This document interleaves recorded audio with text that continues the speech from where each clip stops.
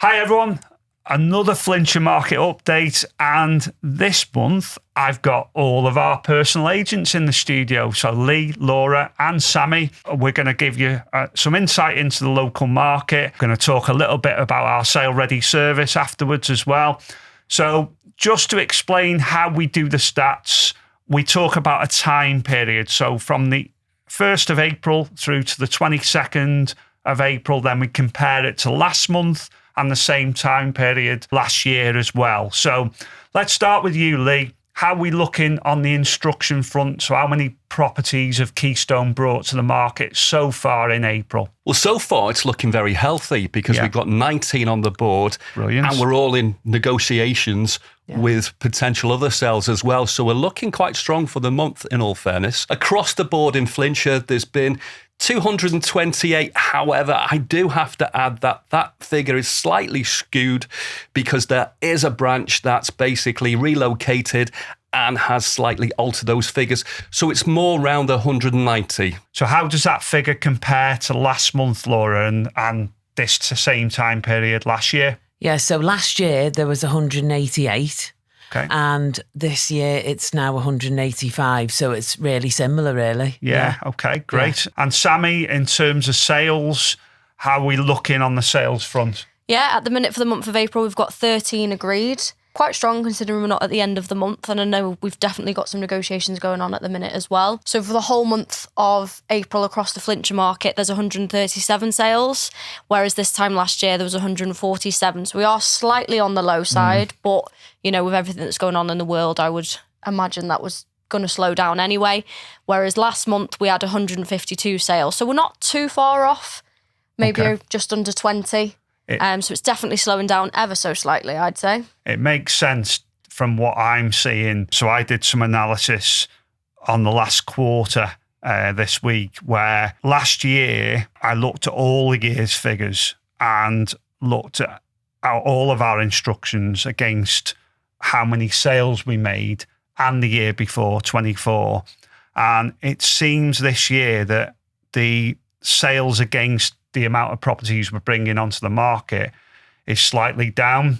And I put that down to buyer hesitancy. So people are a bit more cautious. Sammie touched on it then. A lot of stuff going on in the world. Inflation's up, petrol prices are up. So naturally, I think you get a situation where buyers are just holding back, or they're trying to negotiate even harder. They're maybe holding off a little bit as well. So it becomes a little bit more tricky to sell. But of course, it becomes even more important on pricing. You know, as you know, with regards to the guide pricing and the way we do things, it still allows for us to maybe achieve that little bit more. But that guide price has got to be mega attractive at the moment because there's a lot of competition. Yeah, they're harder to sell, so you've got to price it right. Definitely. So buyers, what's that looking like from a stats point of view, Lee? How many buyers have we registered this month compared to last month? So there's been 115 new buyer registrations this month.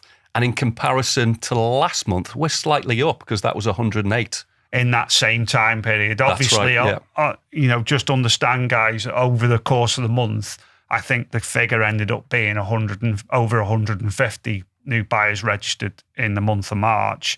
But we have to obviously compare it by the same time period. So that's good. That's pretty consistent as well.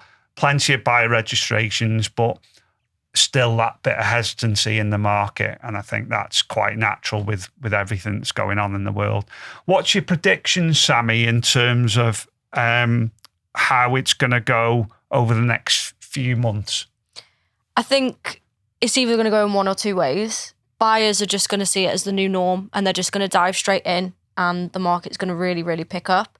Or we're going to still go the way that we are. It's going to slow down because people are just going to watch to see what happens. You know, houses are still coming on the market, I personally feel, but they are sitting there a little bit longer.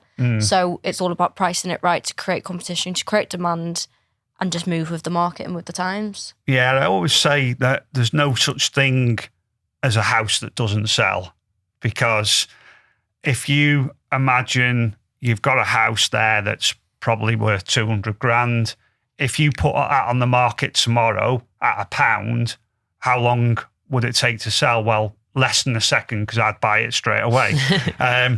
And if you say that house, if you put it on the market for 250, well, it might take 2-3 years to sell because the market's got to catch up to it. So somewhere between £1 and 250,000, there's a sweet spot where people will be interested in it and people will want to come and see it. And it's about finding that sweet spot with the guide price, but then you have your range. So if we're perceiving the value to be 200, you'd be marketing it at probably 185 as a guide price, and then asking for offers between 185 and 210. And that way, you've got a chance of getting your 210 because you're creating competition with the attractive guide price of 185. Because I'm telling you guys, the only way you're going to achieve a really good price for a property is when you've got more than one buyer. You won't achieve it when there's only one person interested. So that's why we do it. We're looking at a guide price and then a price range that we're asking for offers within that range. And that's personally, I think that's the way you work in this market at the moment, where it's a little bit tricky, it's a little bit volatile. Definitely. You've got to attract people. You're not going to sell your property unless you're getting people around to actually view it. Yeah. And you're only going to do that if you're positioning it and getting the right price from the word go. Yeah. Definitely. And also strategically placing it with what else is on the market as well. Yeah. And doing that 100%. research before you go out and making sure that you're placing it in the market in the right place. Yeah. Excellent. Yeah. I totally agree. Lee, Laura, what's your views on how the market's going to go over the next few months? For myself, I'm feeling really positive, to be honest. Yeah. I'm hoping that things are going to conclude quickly in the Middle East. Therefore, we may have a little bit of a boom as well. So I'm feeling really positive. And you, Laura, what's your view on the market? What do you think's going to happen over the next few months? Yeah, I agree with Lee, really. It's, it doesn't seem to have affected anything too much so far. And I just feel that once, say, there's a conclusion to this war, maybe, and we can see where things are going with it, it's going to improve things, such as when the petrol prices come down, interest rates come down slightly. And I think that with regards to fuel prices, the fact that people are driving along the road and they can see these prices on a daily basis, once they start coming down, you're going to see certainly things starting to lift. By then, the weather's going to be much better, hopefully, because we will have a quick conclusion to this war. And then you'll start to have a bit of a feel good and almost like a little mini boom, I think. Yeah. And you've got all that available stock as well. So because of the buyer hesitancy at the moment, obviously there's more houses coming on the market that aren't selling. So you'll have more buyer choice, and hopefully that'll really lift the market. Yeah. So let's see on that score. So going on to another subject that, if you're a regular follower of these podcasts and you've listened to what I've said in the past, is I'm a big advocate of our Sale Ready service. We've introduced now to that pre-market surveys. What's the uptake been on that? How are people responding to the pre-market surveys, and how is it helping you guys when it comes to negotiation on the property if you've got a survey in place? What's your thoughts on that, Sammie? Yeah, I think a lot of the appointments that I'm going on when I'm presenting the pre-market survey, it's like a little light bulb switch for everyone. They go, that is genius. Yeah. That is a really genius idea. And then the more you explain what happens without that pre-market survey and the things that can go wrong, the more it's the green light. And a lot of my vendors certainly have been taking it up. And when it comes down to placing offers and things like that, you're presenting that survey to the buyers while they're making that offer, so that you know that their offer's informed and it's been made on the results of that survey. So by the time that they get their survey done, you're not looking at renegotiation on the price or fall throughs at the worst. I was going to say that. Are you seeing that in terms, in reality? Have you seen any renegotiations of the price after you've put a Not pre-market? after a pre-market survey, no. No. Yeah. I think what it does do as well, it gives you that opportunity to truly understand the value of the property as well. It does, Yeah. Yeah. And then there's no big shocks at the end of it. You know, people have got the realization of what potentially their property is worth, and then they can make the onward choice in terms of their onward property, having that understanding. They're not estimating the value of their property and finding themselves short. Yeah. It's all about peace of mind as Yeah. well, isn't it? You know, on both sides, really, I Yeah, think. because at the end of the day, we can go in and value a property, but we're not surveyors. Yeah. So there's certain things that we can't foresee, unfortunately. So when you get a survey done, it just puts everything, like you say, at the peace of mind and Yeah. just manages expectations as well. The vendors, they themselves think it makes perfect sense, and often they refer to the Scottish system as well. Yeah.